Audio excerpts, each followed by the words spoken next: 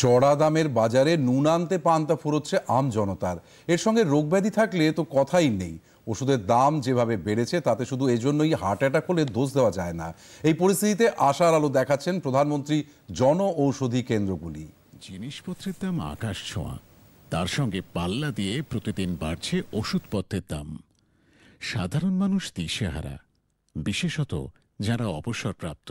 সঞ্চিত পুঁজি যাদের ভরসা, বার্ধক্যজনিত কারণে কিছু ওষুধ যাদের কাছে নিত্য প্রয়োজনীয় বা অত্যাবশ্যক, তাদের অনেকের কাছেই ওষুধ কেনাই এখন সমস্যা হয়ে দাঁড়িয়েছে। এদের সামনে এখন আশার আলো দেখাচ্ছে প্রধানমন্ত্রী ভারতীয় জন ঔষধি পরিযোজনা। জন ঔষধি কেন্দ্রে বাজার মূল্যের চেয়ে প্রায় 50 থেকে 90% কম দামে ওষুধ কিনতে পেরে স্বভাবতই খুশি ক্রেতারা। আমি তো খুবই উপকৃত এখানকার ওষুধ পেয়ে। তাহলে আমার অবস্থা এতটাই খারাপ যে আমি ওষুধ কিনে খাওয়ার মতো আমার অবস্থা ছিল না।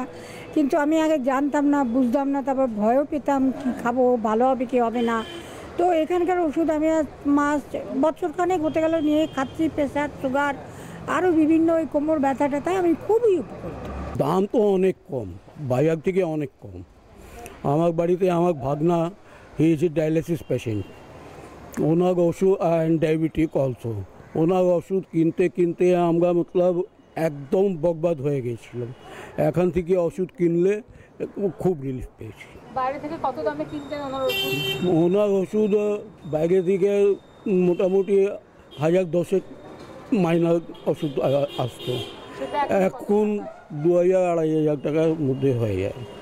তবে কিনা কথায় বলে সস্তার 3 অবস্থা। এত কম দামের ওষুধ কাজে লাগবে তো, এমন সংশয় দেখা দিতেই পারে। কিন্তু ক্রেতা এবং বিক্রেতা উভয়ই জানাচ্ছেন যে এই ধরনের ভাবনা নিতান্তই অমূলক। শুরু থেকেই আমি ওষুধটা নিচ্ছি, খেয়ে এখনো সুস্থই আছি। সেই হিসেবে এখনো আমি কোনো কমপ্লেন আমার এবং আমার হাজবেন্ডের দুজনেরই কোনো কমপ্লেন এখনো আসেনি। ডাক্তারের কাছে পরামর্শও নিয়েছি যে আমি এই ওষুধ খাই, ডাক্তার বলছে কোনো প্রবলেম নেই। সব রকমই থাকে, বিশেষত প্রেশার, সুগার, এইগুলো মেনলি রাখা হয়।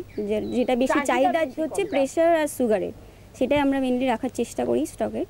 এটাই। আচ্ছা, যারা ক্রেতা, যারা ওষুধ কিনছেন এখান থেকে, তারা কি সন্তুষ্ট? তারা কি বলেন ওষুধের গুণমান? হ্যাঁ, একদমই সন্তুষ্ট। তারা মান্থলি আসেন নিতে।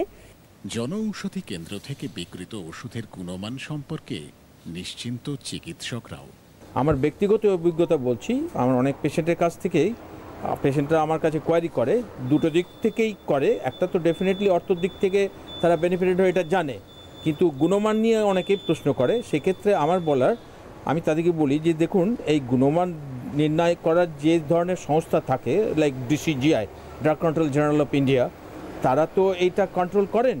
আমাদের তাদের ওপরে আস্থা করেই বলি যে এই গুণমান নিয়ে তারা নিশ্চয়ই সেটা সার্টিফাই করেন, তবেই বাজারে আসে। এবং লোকের দিক থেকে নিশ্চয়ই স্বাস্থ্য নিয়ে এই ধরনের আশঙ্কার জায়গা থাকবে না। DCGI এর মতন সংস্থা যখন দিচ্ছেন এটা।